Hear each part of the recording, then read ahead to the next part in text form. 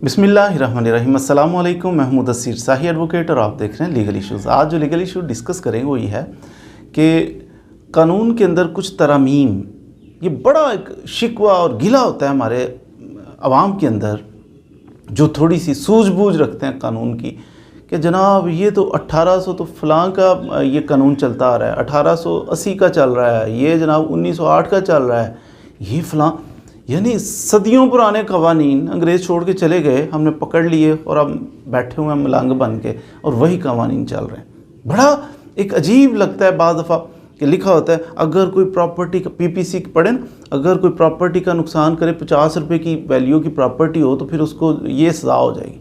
वो खुदा के बंदे, 50 रुपये उस वक्त वैल्यू होती होगी ना 50 रुपये की, चेंज करें उसे, अमेंडमेंट कर लें इसके अंदर। छोटी छोटी 2 रुपये का अगर ये हो जाए, ये क्या है? अमेंडमेंट्स की ज़रूरत है। खुशाइंद बात है जी, अभी PDM की हुकूमत चल रही, PDM की हुकूमत के अंदर बड़े गिले शिकवे आवाम को होंगे। महंगाई बहुत ज़्यादा हो गया, पेट्रोल जनाब यहाँ से वहाँ चला गया, बहुत जुल्म हुआ आवाम पे। इसके ऊपर हम ये कंडेम नहीं करते सिर्फ इनको कि ये PDM की हुकूमत ने कर दिया, ये बहुत पीछे का, इस वक्त को नहीं हमने देखना कि आज PDM की हुकूमत ने तबाही, ऐसा नहीं है। बैकग्राउंड को थोड़ा सा देखें, पीछे जाएं कि पीछे क्या होता चला आ रहा है, कर्जे कैसे इस मुल्क पे चढ़े, कितने चढ़े, क्यों क्राइसिस में चले गए। बहरहाल जहाँ इतना शिद्दत के साथ मुल्क यानी हो रहा है कि मुल्क के अंदर हर तरफ क्राइसिस ही क्राइसिस नज़र आ रहे हैं, ऐसी सूरत हाल में खुशाइंद बात जो है वो ये हुई कि कानून साजी कुछ ना कुछ की गई, कुछ ना कुछ अमेंडमेंट्स की गई। तो बड़े, जैसे अगले दिन आपने देखा वकला के बारे में एक एक्ट आया कि लॉयर्स प्रोटेक्शन एक्ट था, फिर इसके बाद आपने सुप्रीम कोर्ट के बारे में देखा, कुछ लेजिस्लेशन हुई, फिर आप मज़ीद लेजिस्लेशन होती चली जा रही है। अभी काफ़ी खुशाइंद, आपको पता है सज़ाए मौत जब किसी बंदे को जज साहब सुनाते हैं, सेशन जज साहब ने मुकदमा सुना है जी, इस बंदे को दफ़ा 302 के तहत सज़ाए मौत दी जाए, सज़ाए मौत जब दी जाती है ना, उसका अपील करने का जो हक़ है, ये अब जिसको सज़ा हुई है ये अपील कर सकता है हाई कोर्ट के अंदर। कितना टाइम है उसके पास अपील करने के लिए? 7 दिन, सिर्फ 7 दिन का टाइम है अपील करने के लिए। और कितना अहम केस है, सज़ाए मौत। अब ये बहुत समझ से बालातर है कि सिर्फ 7 दिन के अंदर अंदर करनी है तो कर लो। बाकी अब किसी में 90 दिन होता है, किसी केस में जनाब 60 दिन होता है, किसी में 30 दिन होता है, इसमें 7 दिन। इतना अहम नोयत का केस, आपके पास 7 दिन है कि आप हाई कोर्ट के अंदर फाइल कर लो अपील। अमेंडमेंट हुई है, खुशाइंद बात है। अब अमेंडमेंट करके 7 दिन की बजाय इसको 30 दिन कर दिया गया कि अब सज़ाए मौत अगर किसी बंदे को हो जाती है, 30 दिन के अंदर अंदर वो अपनी अपील हाई कोर्ट के अंदर फाइल, उसके पास टाइम है सफिशेंट, फैसला पढ़े, देखे, समझे, वकील साहब से कंसल्ट करे, फ़ीस का अरेंजमेंट करे। कई मामला ऐसे होते हैं, खुशी गमी, खुदा ना खासा एक्सीडेंट हो गया है, उसके लवाहिकीन जो हैं जिन्होंने अपील फाइल करनी है, पीछे पैरवी करने वाला है, उसकी कोई फौतगी हो जाती है, कोई स्वीयर उसको डिजीज़ आ जाती है, कुछ ऐसा मसला होता है, 7 दिन बहुत कम थे। अमेंडमेंट कर दी और 30 दिन कर दिया गया। खुशाइंद बात है जी, अप्रिशिएट करते हैं इस चीज़ को। इसी तरह आप कभी सिविल कोर्ट में जाते हैं ना, दावा करते हैं, दावे की किस्म है, उसे कहते हैं जनाब ये सूट फॉर डिक्लेरेशन फाइल करते हैं, इस्तक़रार हक़ उर्दू में कहते हैं। ये तो इंग्लिश से भी मुश्किल हो जाता है, इस्तक़रार हक़। यानी हो समझाता हूँ होता क्या है। होता ये है कि कोर्ट के पास ये पावर दी गई है कि कोर्ट किसी चीज़ को डिक्लेयर कर सकती है। मिसाल के तौर पे मैं कहता हूँ मेरा नाम है, इसमें कोई इशू है कि मेरा नाम तो मुदस्सिर शाही है, अब मुदस्सिर शाही की बजाय कोई एम्बिग्विटी आ गई है, मेरे फ़लाँ डॉक्यूमेंट के अंदर कुछ और लिखा गया है। अब मैं कहता हूँ नहीं, अब जिस अथॉरिटी के पास जाता हूँ ये डॉक्यूमेंट के अंदर ऐसा लिखा, वो कहते हैं नहीं, आपने कुछ प्रोवाइड की थी इन्फॉर्मेशन, उसकी बेसिस के ऊपर हमने ये किया है, तो अब हम नहीं करते। फिर उसका तरीक़ाकार ये है, वो सुजेस्ट करते हैं या तरीक़ाकार ये होता है, हम जाते हैं सिविल कोर्ट के, कहते हैं डिक्लेयर कीजिए कि मेरा नाम ये है, ये दावा, कहते हैं ना तारीख बदाई दुरुस्त करवाने के लिए दावा करना चाहिए, आपको नाम तब्दील करवाना हो दावा करना चाहिए।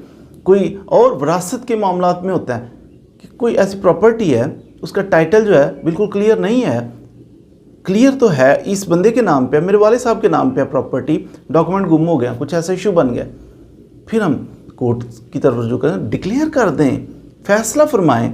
कुछ गवाह लेके आता हूँ मैं, गवाहियाँ पेश करके तो कहते हैं जनाब हाँ हम गवाही देते हैं कि ऐसा ही है, इस प्रॉपर्टी का मालिक है।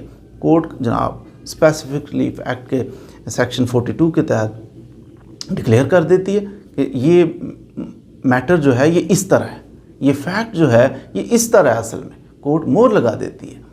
तो इस तरह से वो चीज़ जो है कोर्ट का डिक्लेयर करना जो है, इसे कहते हैं सूट फॉर डिक्लेरेशन। कोई चीज़ आप मुसद्दका बनाना चाहते हैं कि ऐसा है लेकिन इसके सबूत मिट गए हैं, तो हम कोर्ट से डिक्लेयर करवा देते हैं। फिर आप गवाह लेके जाते हैं, डॉक्यूमेंट्स देते हैं और कोर्ट डिक्लेयर कर देती है कि ये फैक्ट इस तरह है।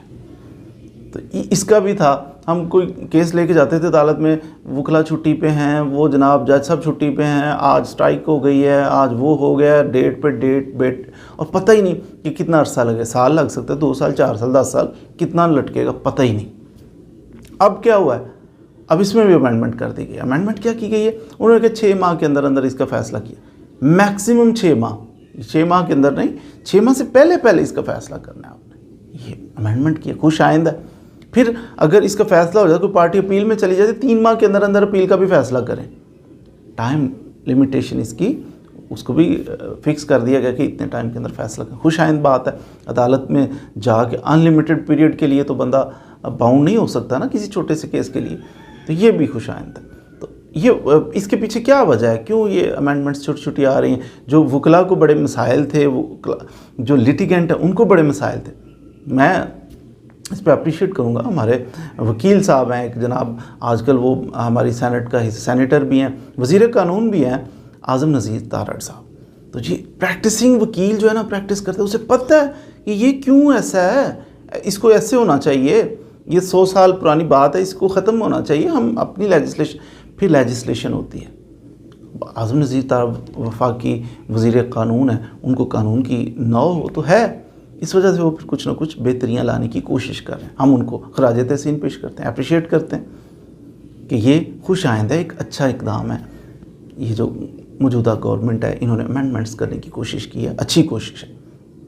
अनफॉर्चुनेटली होता क्या कि हमारे ज़्यादातर जो लोग हैं ना, जिनको हम इलेक्ट करते हैं, इलेक्शन का दौर है जनाब, इलेक्शन आने वाले हैं, MPAs MNAs हम करेंगे इलेक्ट, तो वोट देने का असल मकसद ये, इन लोगों को क्यों इलेक्ट करना है, हमने MPA क्यों बनाना है, MNA क्यों बनाना है, इसलिए कि ये उधर जाके तो लेजिस्लेशन करें, कानून साजी करें, हमारे लिए कानून बनाएं, कानून में चेंजेस लाएं, बेहतरियाँ लाएं जो हमारी ज़रूरत है।